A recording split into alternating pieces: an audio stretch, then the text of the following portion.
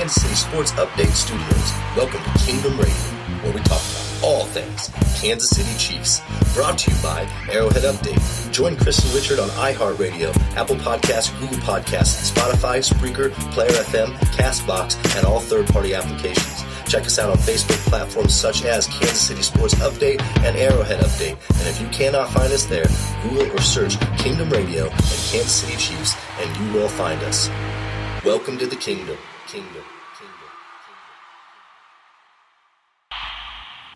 How are we doing, Chiefs Kingdom? Welcome to Kingdom Radio. I'm your host, Richard Smith, along with my senior NFL analyst and co-host, Chris Chavez.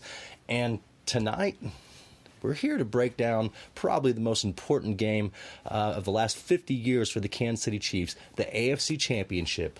The Chiefs made it to back-to-back AFC Championship games, and this year, Kansas City faces the Tennessee Titans and that train they call Derrick Henry. But look, we have a little bit of our own medicine in Patrick Mahomes, and I think everybody in Chiefs Kingdom feels confident. Chris, how are you feeling about this AFC Championship game? I mean, we're on the eve, and I mean, heck, we're about 14, 15 hours away. What are you feeling? I'm feeling really good. I'm not going to say that I'm 100% confident. I'd be really ignorant to say that, given that the prior history and looking at everything that the Tennessee Titans have done in the postseason. But I feel pretty good going up against this team tomorrow. I think that we have a very good shot to control the pace of the game as to shut down Derrick Henry, who has been their biggest weapon. And so let's hop right into it, because the biggest talk around the league from many analysts and networks is Patrick Mahomes versus Derrick Henry. And obviously there's a lot more elements that go into this game, but when you really break it down, that seems to be the determining factors for both teams. And I would venture to say that if it comes down to those two, Patrick Mahomes would absolutely outplay Derrick Henry. So I look at this matchup as something that I'm sure the Kansas City Chiefs will be very prepared for, and will probably have we better have a better outcome than Week 10. But I imagine that the preparation will be top notch for this game. But Chris, let's kind of talk about that a little bit. What do you think about Derrick Henry here? Because this guy's a monster. He's averaging 180 in the playoffs, and since Week 10. I believe, he's gone like 170, 225, 210, the man is just eating up yardage. How do you feel about this? Absolutely. The guy's been on an absolute terror, especially the last 3 weeks. He's had over 180 yards in Week 17 and then the 2 playoff games. In order for him to reach that, though, he had to have 30-plus carries in all 3 of those games. Right. All season long, he has never done that, and they haven't had any time off. I'm hoping that Derrick Henry, with all those carries, has gotten a little beat up. We didn't really see it a whole lot last week, but I'm hoping he's kind of hiding something. He also hasn't been on the injury report at all. But I'm hoping that his legs are getting a little tired and that he's feeling it a little bit. Go ahead. Well, I'll say with the offensive line like he has, they've made it quite easy for him to hit those holes and get to the second level. So he seems to be a player that gets better as the game goes on and gets stronger when everybody else kind of gets wore out. So this is one of those situations that, yes, we have seen Derrick Henry this season. I think that he is better than he was in Week 10, but I feel like our defense can handle him. I believe if Kansas City can hold him under 150, and I know that sounds crazy, I know that sounds nuts, but if the Chiefs can hold him under 150 and hold Ryan Tannehill to 150 yards passing, the Chiefs will win this game.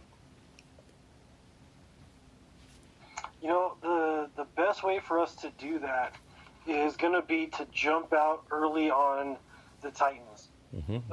I went back and I looked at the games that they lost in which Derrick Henry played in, so that negated the Saints game.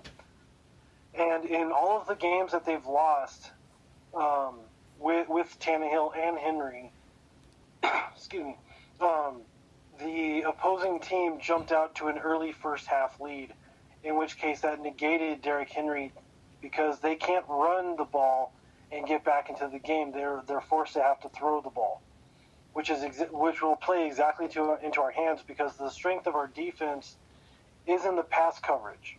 Right. And I mean, now granted, we have had success in shutting down some run games, but Derrick Henry is a different beast.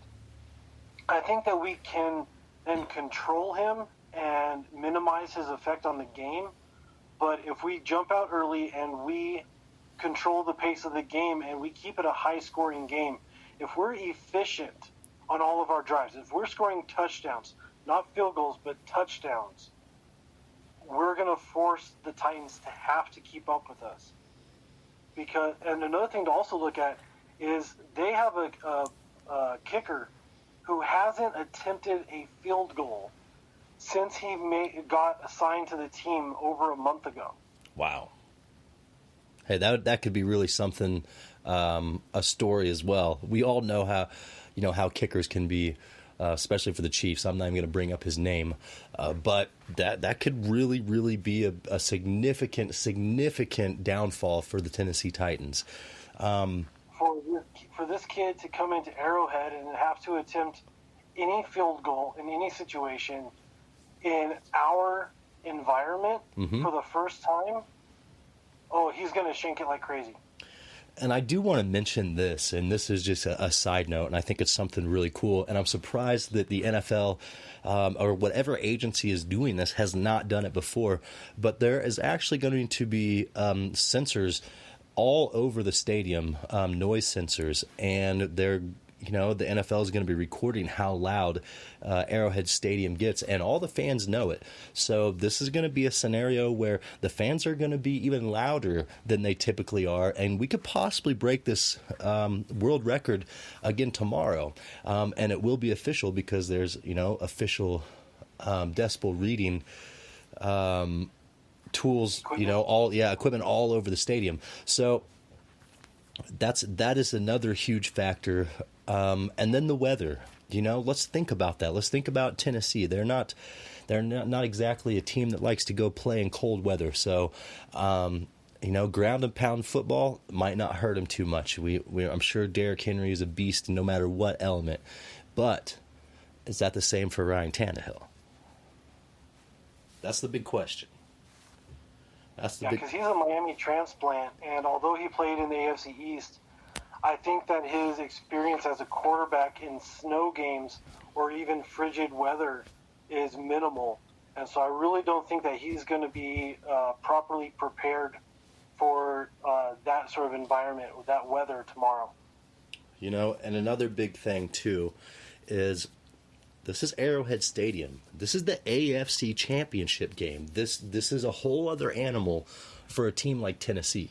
Kansas City obviously knows what it's like to play, the AFC Championship at Arrowhead Stadium because, it occurred last season. Obviously, we didn't, get the outcome that we wanted, but this season seems to be, a tad bit different. So what, given that, the whole dynamic of everything, even seeing the Lamar Hunt Trophy sitting in Arrowhead Stadium right now, there's so much hype behind this game. The players, I guarantee the Kansas City Chiefs are more pumped than, any of these players have been in their entire lifetimes. And I don't, here's the best thing. And Chris, I really want to hear your perspective on this because I feel like Patrick Mahomes and our offense is not the type of offense to sputter 2 games in a row. I don't see us going down. I don't see Tennessee taking the lead from Kansas City, in the first quarter or even the first half. This is going to be a scenario where Kansas City is going to come out guns blazing, and Tennessee better be ready to rock because you're absolutely right, Chris. Kansas City takes a 2-touchdown lead. That might take Derrick Henry out of the game completely. Yeah, I think the best thing that happened for the Chiefs and the worst thing that could have happened for the Titans is what happened in the first quarter last week. we came out and we were sluggish. Right. We were not on our game. The time off seemed as if it had gotten to us a little bit. And then we kicked things into gear the second quarter, and as we know, we absolutely took off from there. There is almost no way that all of the veterans on this squad allow that to happen a second game in a row. No. They're not going to allow that sort of performance. Kelsey's going to be making those catches. Mahomes is going to be hitting his targets. And, I mean, the offensive line is going to be blocking their heads off. I feel like we are going to come out seeing red, not just in the stands. We're going to be out for blood and for that Super Bowl and for the Lamar Hunt Trophy tomorrow, and there's going to be nothing in our way to stop us. I completely agree. And here's another thing that plays right into the Chiefs' favor, which is going to be a great way for them to start out the game. And I think what is probably going to be the determining factor of the Chiefs going out a couple, scores ahead early. Tennessee, they love to play base and man, or love to play zone and man defense. And that just happens to be the two, base defenses that Kansas City rips apart and torches and tortures in any way they can. So if they come out and they play that man defense, look, before they can make any adjustments, it can be 21-0. Oh yeah, absolutely. They don't have the secondary depth to keep up with us if they go man-to-man. If they go man-to-man, be looking for Hardman or even D-Rob to get a deep pass just to keep the ball moving, and then we'll keep matriculating the ball down the field. I love the way you said that. Zone, expect Hill and Watkins and Kelsey to eat them up all day long. Oh, yeah. They will not be able to stop Kansas City. And like you said, if they're playing behind, that takes Derrick Henry out of the equation. And I mean, I don't want to say it takes him all the way out of the equation, but that's going to change about 40% of their play calling. And so that throws the whole game plan off. If Kansas City's defensive line and that second level can hold Henry and really live by bend, don't break, I feel like the Chiefs can take this victory home, and we can walk right into the Super Bowl. This is a scary team, but they're not explosive like Kansas City. I don't see Derrick Henry rushing for 300 yards and 5 touchdowns. I'm sorry, but you're going to see Patrick Mahomes throw for 300 yards and 5 touchdowns. That's the difference maker right there. That's the difference maker. But back to our defense. I mean, Derrick Henry's the beast. This is the man between Kansas City and the Super Bowl. So, Spags, you're the man here. You are the guy that holds all this talent in your hands and ultimately holds the key for the Chiefs to get into the Super Bowl for the first time in 50 years. Because we already know the offense is going to show up. This is going to come down to what it did last season. We were one play away. We were a D Ford offside penalty away from the Super Bowl last season. And now we are twice, 3 times as good on the defensive side of the ball as they were last season. So, Chris, let's talk about that. We got to stop Derrick Henry. So we've got the best defense going into the league, or going into the playoffs in the league. All we got to do is keep it up. What can we do to stop this guy? Everybody out there is probably thinking stack the box with 8-9 players and just play man covers on the outside. And that's the complete opposite of what you actually want to do against Derrick Henry. Derrick Henry is the number 1 running back against stacked boxes. And the reason why is because with their zone running game, they can take advantage of misdirection runs. Right. And then once he breaks through that first level where the linebackers have already attacked the line of scrimmage, he's basically just facing a cornerback and a safety. Whereas if you don't stack the box, you have 3 levels that he has to get through. He has to get through the defensive line, he has to get through the linebackers, and then he has to get through the secondary. Right. And what we have working for us is that we have corners who are willing to come down and make tackles. And so we're going to want to play a base, I'm just going to use the base defense as a term. Spags will mix it up a little bit. But we don't want to stack the box. We might want to make it, or give them that look that that's what we're doing, but we're going to drop a safety back or have them stay pat and not attack the line right away. And then they're going to see where that hole is and then attack Henry. And another thing that we also have working for us is that we have a former teammate of Derrick Henry's on our squad in Reggie Ragland. Ragland went up against him in practices and probably had to tackle him. Linebacker going up against running back, it just makes too much sense. And so he probably knows how to tackle Derrick Henry. And so he's going to be communicating with his teammates. But I think Frank Clark said it best. Because of his run style, he leaves himself open. Hit him low, take out his legs. Right. And also I saw on social media that other teams and networks were saying that he was trash talking, and so is Tyreek Hill by saying that nobody can guard the Chiefs receivers, which is the truth. It's the truth. And I feel like this is the truth with Derrick Henry as well. They've got to find a weakness. And hey, if they did and he knows, let's exploit that weakness and, turn that into a positive for the Chiefs. Because, look, if they go low and they're just willing to put their shoulder into him, we got this. And this is an AFC Championship game. You better put your body on the line for this game. I don't care who you are. You better step in front of Derrick Henry every chance you get. And you know who I look to have a big game here, outside of Ragland and Clark and those guys? Daniel Sorensen. I'll tell you what, he came in with some pretty clutch plays this past week. And heck, I say we put him as that spy out there on defense and let him do his thing, especially, with Thornhill being out. Let's let him sit back and wait for Derrick Henry, because that man's not scared to step in front of anybody. Yeah, I think that would probably be the best move. And in our last game against the Titans, Sorensen had 9 tackles, and he was our leading tackler.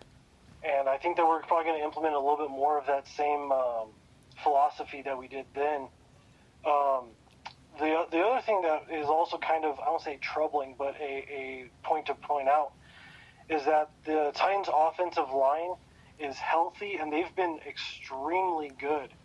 So when we play the Titans, we were able to get 4 sacks against them. I don't think that we get another 4-sack game against them, simply because I don't think that, I think in the second half we'll have the opportunities. In the first half, I think Tennessee is going to keep running the ball and hope that they can get back into the game. But I feel that by second half, they're going to have to abandon the run and be forced to throw the ball more, so we're going to get more opportunities. But their offensive line is extremely good, and unless we bring a blitz, blitzing linebackers and safeties, and a blitzing landlord, I don't know if we're going to get to that 4-sack total, but I'm okay with that. I would rather not get any sacks and not give up any big plays and win the game. In the playoffs, I don't care about sacks. I just want to see that we get that win however it happens. Yes, and this is an all-important win, and everybody knows this scenario. This is an AFC Championship game, win or go home. Chris, let's talk about the injury report here real quick, because I'm looking at the Tennessee Titans depth chart, and I see, a couple offensive starters that are questionable in right tackle Jack Conklin and wide receiver Adam Humphries, both questionable. So obviously we want to play each team's best, but I'll tell you what, if that right tackle is out or has an off day or a mediocre day because of a nagging injury, that'll be huge for Kansas City. Yeah, if any of these players have any sort of limitation in movement or speed at all, I think that works in our favor. And the Titans have a lot more players who are questionable, who are banged up, who are starters than the Chiefs do. Right. So I think it definitely, quote unquote, works in our favor. And like you said, Conklin and two of their wide receivers are banged up, but their defense is certainly banged up. They've got three linebackers who are questionable for this game, and their two starting cornerbacks are questionable. One with an injury or a nagging foot, and then the other one with an illness. He didn't practice on Wednesday, and he was full participant on Thursday, Friday. So he probably got over that illness. But and Logan Ryan has been their star defensive player this entire playoffs, and I think that he's going to be the guy we kind of have to focus on beating. In the last game, he was beatable. Their entire secondary was beatable. Mahomes threw for 446 yards against these guys. But these guys can make tackles. Right. So I don't expect to see a whole lot of yards after the catch. I think that they're going to keep everything in front of them, which is fine by me. We'll throw a 20-yard drive or a 20-play drive against you guys and move down the field, taking a few yards here, a few yards there, and we'll get into the end zone. That's fine. I feel like Kansas City's we're gonna burn them on a lot of confusion, just because look, when we send guys in motion pre-snap, like you and I talked about the show before, to expose the defense and what they're doing. I'll tell you what, if you are playing man defense against the Kansas City Chiefs for even half of this game, it's over. And I know that the best thing for Tennessee to do would be to keep Kansas City in front of them. But, if you're playing zone defense and man, the chances of Kansas City getting behind you are so much greater. And they are great tacklers. I will give you that. I don't want to give their defense too much credit, especially with the type of defense that they run and their scheme. There's a lot of question marks. And especially, like you said, with these questionable players, the weak side linebacker, the inside linebacker, right and left, the cornerback, Adoree Jackson.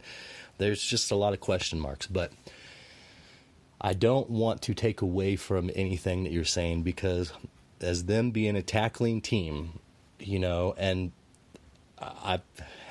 that's what they need to do against the Kansas City Chiefs. The yard after catch kills teams against Kansas City.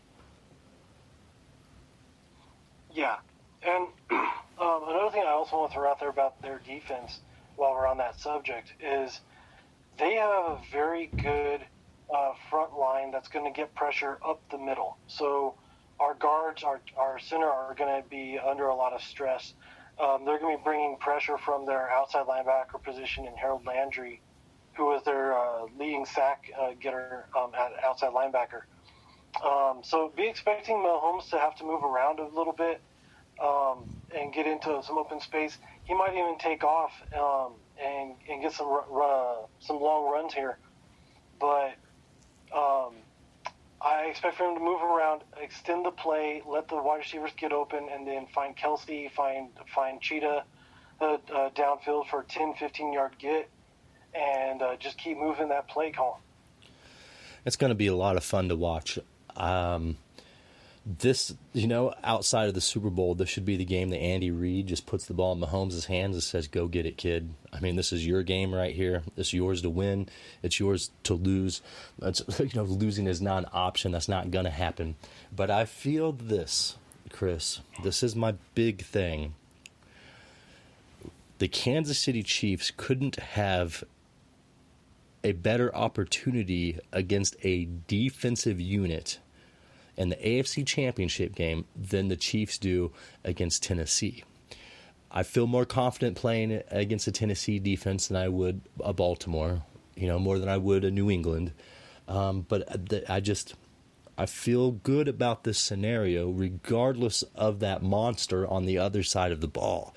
And I don't want to take any credit away from Tennessee either. I mean, we should talk about Ryan Tannehill just a second. I know that he's a Florida guy and has spent a lot of time in, the South.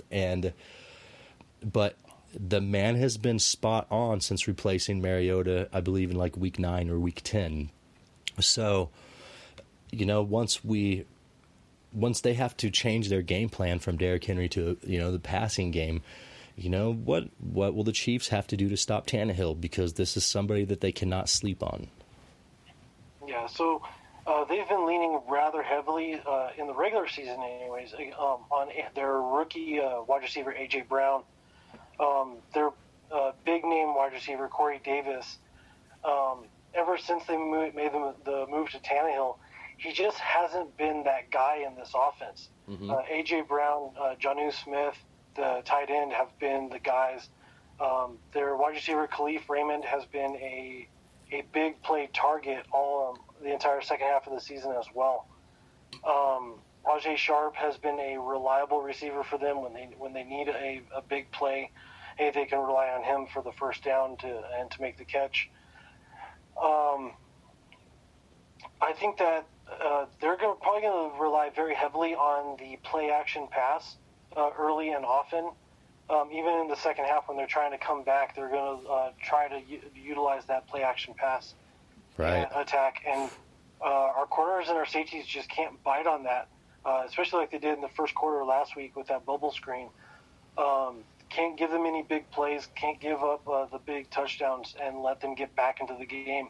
If they're going to get back in the game, they need to earn it and make a big, long drive, multiple plays, and which is going to eat off clock, which is going to be fine for us because it's going to eat clock and it's going to work in our favor that way.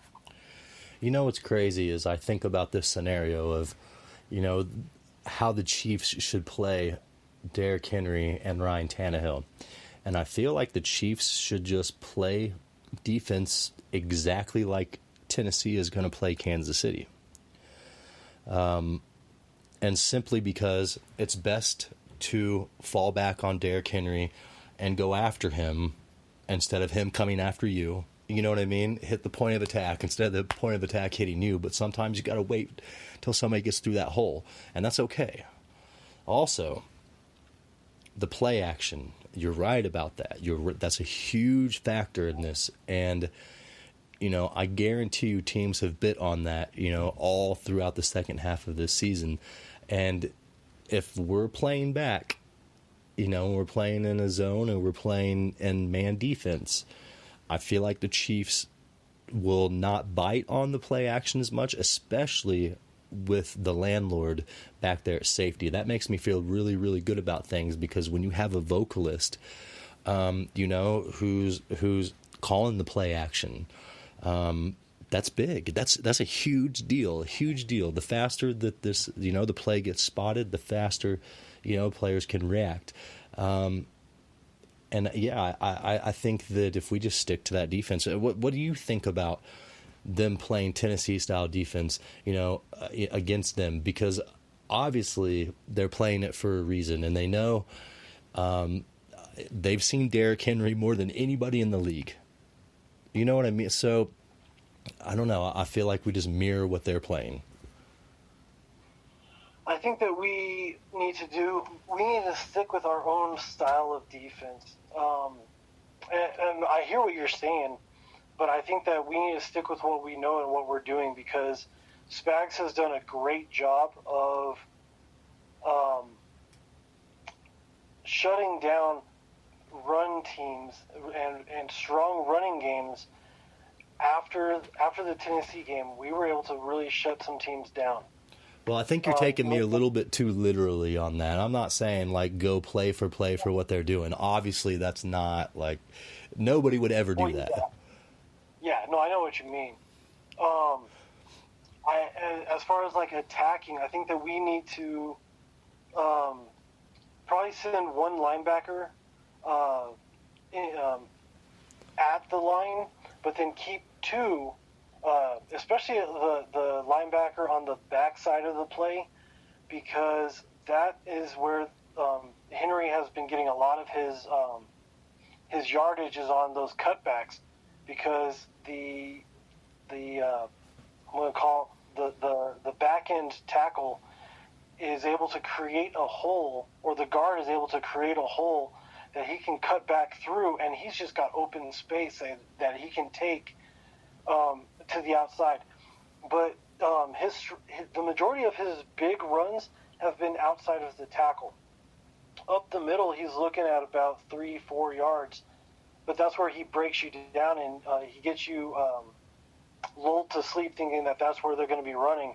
And then he busts one outside the tackle, and that's where he gets his big chunk yards, because that's where nobody's out there.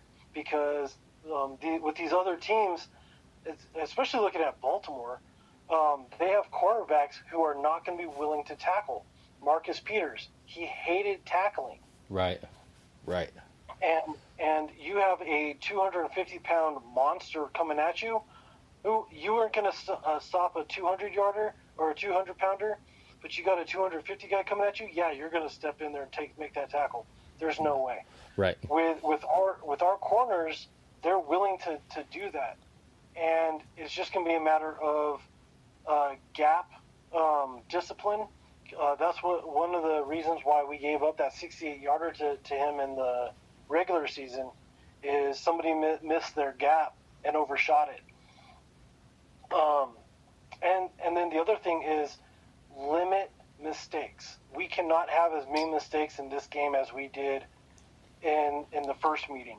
Right. No turnovers, especially earlier on, because that gives them the opportunity to put points on the board and keep them in the game. And then special teams, oh my gosh, good snaps, good holds, and hopefully we don't need to take any unnecessary field goals, but make the kicks, you guys. No blocks. Right. There's been a lot of special teams blunders this season, but I'll tell you what, our special teams has never been able to get into a rhythm the last 2 seasons, which is expected, but this is a huge game, and we do need to have 0 mistakes really all the way through. This is it. This is for everything, and obviously the Super Bowl is for everything, but we haven't achieved that in 50 years, so this is the landmark. This is the turning point right here, and look, it's win and you're in. I mean, hey, we're 1 game away from the Super Bowl, Kansas City. This is a big deal here, and if they can just execute, all they gotta do is execute. I'm more worried about this team than any team on the NFC side. I'm just gonna say that, and there's some talent over there. 49ers aren't looking too bad, and that bad man Aaron Rodgers is still Aaron Rodgers. But with all of that being said, Kansas City, this is the AFC Championship game, and we are less than 24 hours away. It's time to take care of business. It's all Chiefs got to do is take care of business. Win this game. Take us home. Bring the Lombardi Trophy to Kansas City. Let's keep the Lamar Hunt Trophy in Kansas City. There's a lot of big things going on here tomorrow, and I feel like the Chiefs will be prepared. So let's talk about the head coaching matchup here. Andy Reid versus Mike Vrabel. We watched Mike Vrabel simply out-coach Bill Belichick in the wild card round, a few short weeks ago. So how do the Chiefs, how does Andy Reid prepare? What's the different preparation for him compared to any other championship game that he's been in, because the man is 1-4 in AFC and NFC championships and 0-1 in the Super Bowl. So what's different for Andy Reid? How can he outcoach Mike Vrabel? What's he got to do here? What he's probably going to do is in the first quarter test out what he's seeing on defense. What are they doing on defense? Analyze it. And this is also why we've been so great in the second quarter all season long, is we figure out what they're doing rather quickly. And then we make the adjustments. We don't wait until halftime to make the adjustments. We do it in the second quarter, and we absolutely obliterate teams in the second quarter. Right. I'm knowing Vrabel, he's absolutely going to try to hide things and have plans for plans and so on and so forth. But he's never faced an Andy Reid offensive mind, and Andy Reid has plays for days stuck up in his head, and I think that he's going to out-duel Vrabel tomorrow. Yes, and I feel like that's the difference between Andy Reid and Bill Belichick this season is, I mean, let's just be frank. The Kansas City Chiefs have a better team. The roster top to bottom trumps the New England Patriots. And that has a big factor to do with that Tennessee game as well. You know, it wasn't all just Vrabel. You know, you have Derrick Henry and Tannehill's doing his thing, and your defense is stepping up, and you're playing a declining Patriots team. You know, the dynasty had to end at some time, and you know, I'm going to say it. It's over. It's over. So, but then they go and they beat the Ravens, which I'm going to put that on, you know, Lamar Jackson's shoulders. I can't. That was Lamar Jackson and you know, some other things. They just were outcoached and outplayed. But I don't see them being able to manhandle the Chiefs like they have these other teams. And Andy, go ahead. If they could get their hands on us, they could maybe manhandle us. But we're too fast for them to catch, and I don't think that's going to happen. Yep, and I really don't either. And so, Chris, let's go ahead and do these predictions. You know, well, before we do that, what about Chris Jones? How are we looking with Chris Jones? So Chris Jones was a limited participant in practice on Friday. Mm-hmm. All week long, he did not practice. He's officially listed as questionable for the game. But given that he was limited, I am extremely hopeful that he plays. I definitely think that in this game, more so than the last one, we need him. Yes. However, I will also say this. He's not as good in the run game as he is in the passing game. And if he is truly out, I think that it would work in our favor early on in the game to have more run stuffers in there. Mm-hmm. But I think we're going to miss him in the second half when Tennessee is trying to throw the ball and get back into the game. We're going to miss him then. But as it sounds, I mean, with him being, you know, having limited practice, you know, at least he's back in practice and has had a few more days. Obviously, this is going to be a game-time decision. And I'm with you on that. There's depth there at defensive line that, you know, is better suited for the run game. So this isn't such a bad thing for Kansas City. But at the same time, you know, we could definitely use his skills here in this AFC Championship game.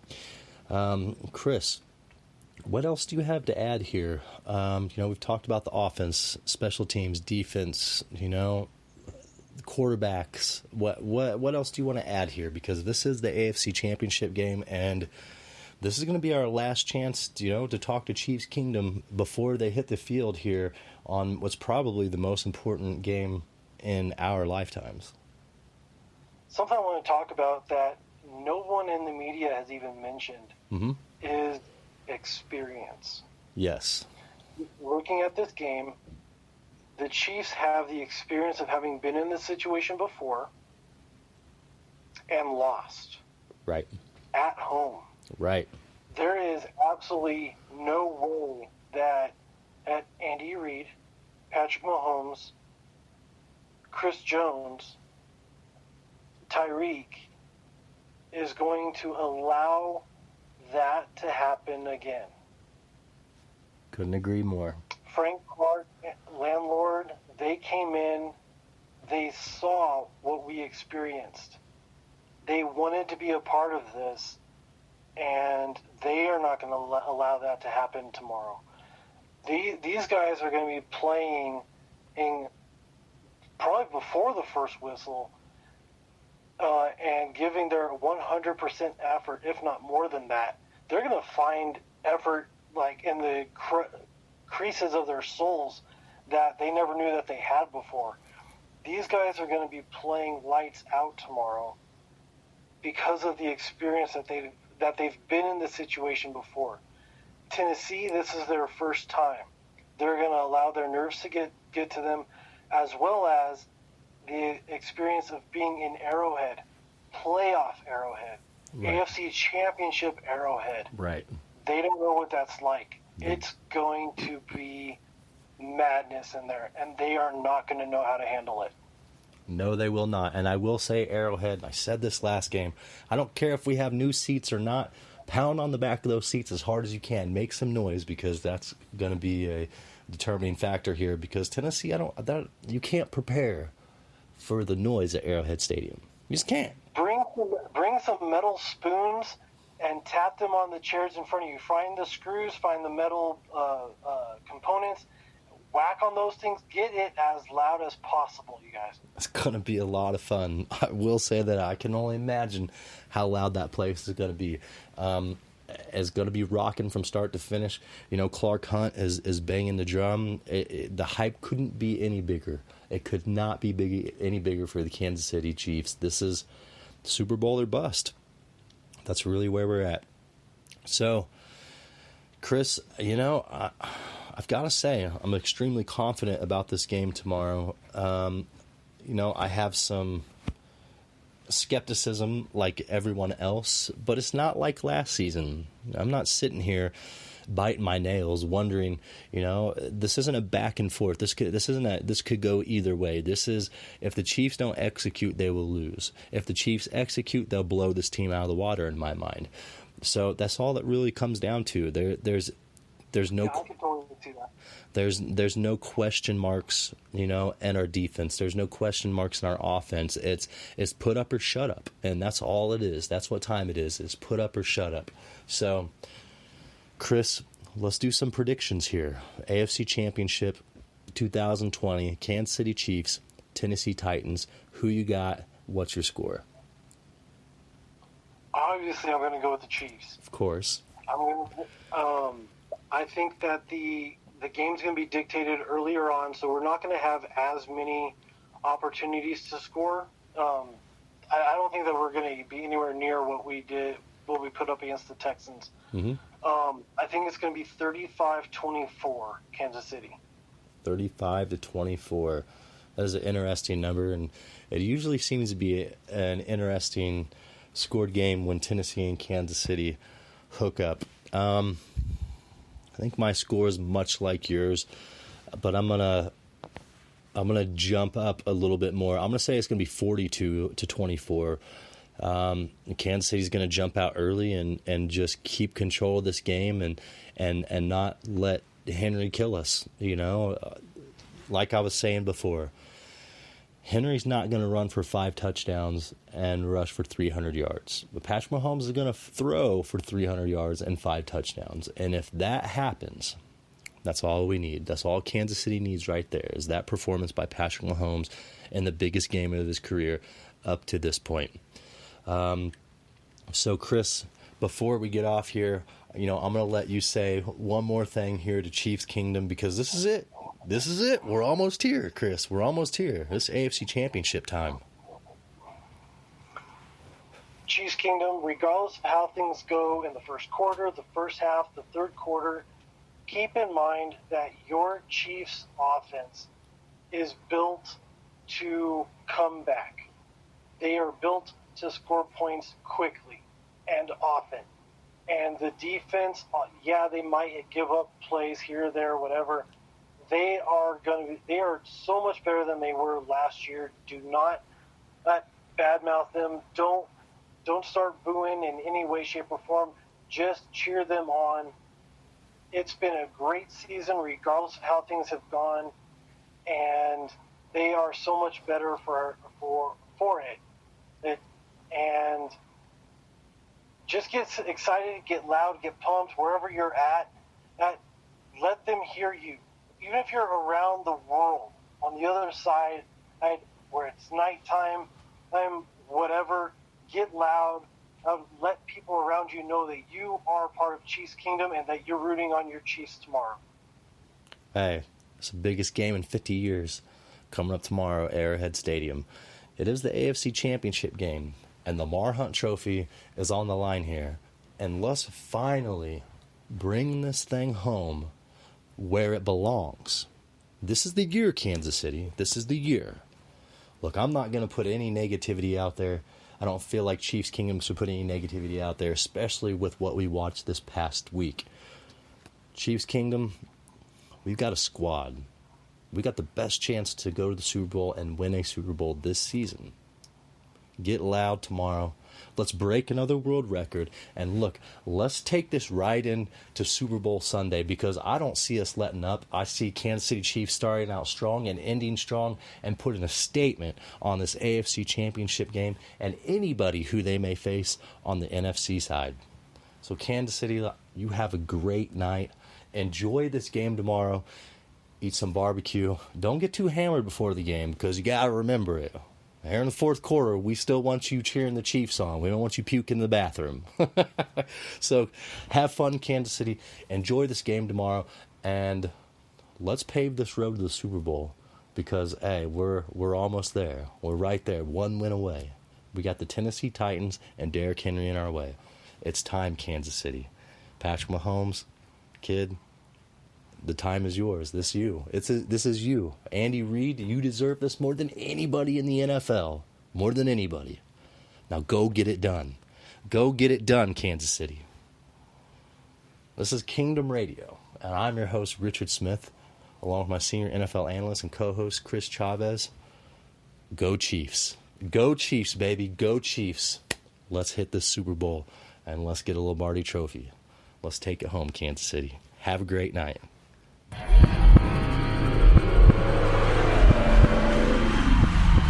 Thank you for tuning into Kingdom Radio, your go-to podcast for everything Kansas City Chiefs.